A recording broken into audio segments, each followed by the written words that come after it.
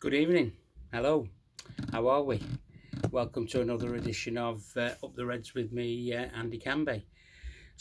Let's talk about the uh, the game tomorrow. Our second Europa League game at home to Union SC. But before we do that, let's talk about Jurgen's press conference. Inevitably, you knew what the questions were going to be. We're going to be about the VAR. I won't say scandal, the pathetic use of VAR by Darren England and Dan Cook, and uh, and the fallout after the audio came out yesterday. What do I think of the audio? Well, I tweeted to say, will the audio be doctored in any way? I can't believe that that's what was being said throughout that audio. They can't be that stupid. The FAPG MOL, they can't be, can they?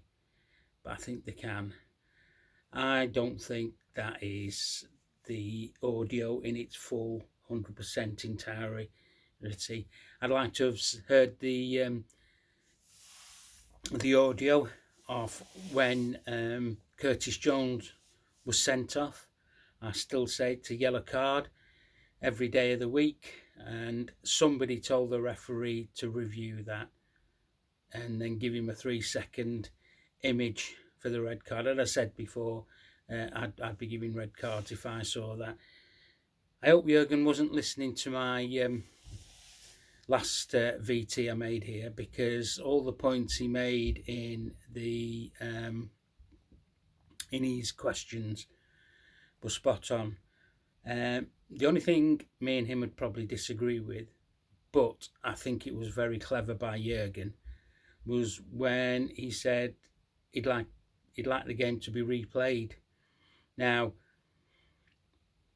deep down, I don't think he wants the game to be replayed. I don't want the game to be replayed, and I'll tell you why I don't. But why Jurgen said it, I think he's putting pressure on the FA, the Premier League, the PG MOLs, because something has to be done. As he said, it was unprecedented what had happened in that game. He was super happy with his players, but like I say, Jurgen's very clever tactician. He's now put the onus back on what the Premier League are going to decide about this, what the PG MOL are going to do, because it is absolutely pathetic how that panned out. Conspiracy theorists like myself, honestly, I don't believe that is what was said in that the audio that was released. It's too many things going on there in that shortened period of time for me. Jurgen knows that the replay is not. There's not going to be a replay, but he's saying that things should change, and he put out what we should do. I have a solution to the problem that is VAR for all Premier League teams. I think that coaches from both sides, or a person from both benches, should be mic'd up to VAR. What's my thinking behind this? Well, that person can relay the messages to the manager. That person he or she could instruct the coaches what the outcome was, because they're not going to mic up the referees to the stadium,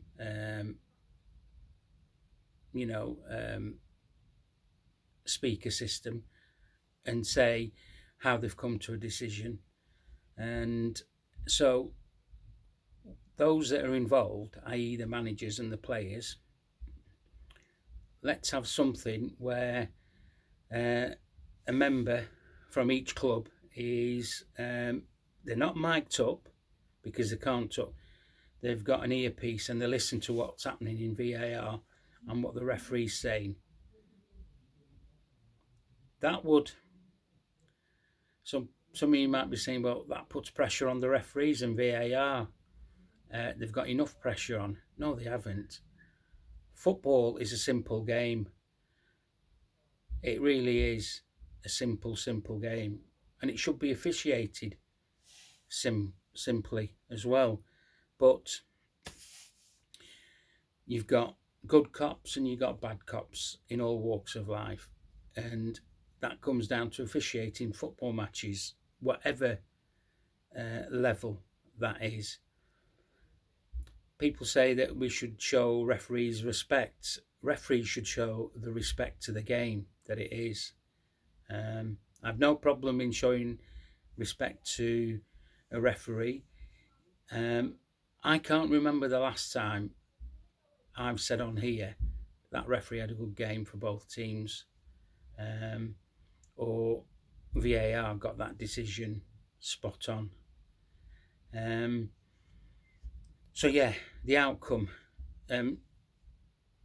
If there's going to be an outcome from the powers that be, they have to take into consideration. They need to be talking to players. They need to be talking to coaches. They need to be talking to managers about the game. And in a better way, they need to be talking to supporters groups, and hearing what they have to say about it. Because it is now getting beyond a joke now. You're going to get apologies every week because of the standard of refereeing in this country at elite level. See that Howard Webb has kept stum and out of the way. You'd think he'd want to come out and face the media or face the clubs or whatever, but he stayed stum and he's hiding behind the curtain at the FA PG MOL. But that's how he wants to do it. That's his choice, but he'll get found out again. So I said a lot over Twitter about the shambles that was VAR, and I said in my last VT I wasn't going to say anything else about it, but unfortunately everybody was jumping on the bandwagon. Everybody was having their 10 pence worth. So yeah, some people agreed with what I'd said, some didn't, but yeah, majority thought, this can't be right at all. I'm going to stand by what I said. I don't think that's the correct audio. It just doesn't sound right to me at all. But yeah, so apparently Liverpool have going to send a response back to them. Why it took 2 or 3 days for that audio to come out when Liverpool had requested it. They requested it Sunday night, and it took them a while to send it out. And yet, when Virgil van Dijk was sent off for his expletives at the fourth official, didn't take them long to get that out in the open, did it? Jurgen also mentioned the mistakes that the referee made in the game, the yellow cards, etc. You can't believe that Liverpool had as many cards in that game, and I have to agree with him.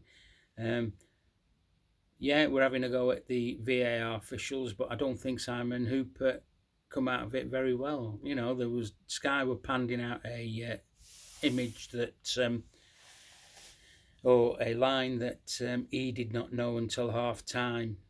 Believe me, he knew well before half time. I'm not having any of that rubbish that there was no communication between him and VAR. That can't be right. You can't just switch it on and off when the referee wants to know something about VAR, a VAR decision or a dispute or whatever you want to call it. I'm not having that at all. So hopefully that's the put on the back burner for now. It's not over, I don't think, because the powers that be have to come back to Liverpool and the footballing family in general and say, this is what we're going to do. They've already said that they're going to look at changing things and make it better for the game. We'll just have to wait and see if that happens. So let's get on to the important thing, which I can't really say much about from Jurgen's press conference, apart from that his team is ready. It's a new game. They have to concentrate 110% on this game tomorrow, which is going to be a tough game against the leaders in their country. They're playing good football. They're fighters, etc. So he knows that his players have, or our players are going to come out fighting strongly in that game at Anfield tomorrow.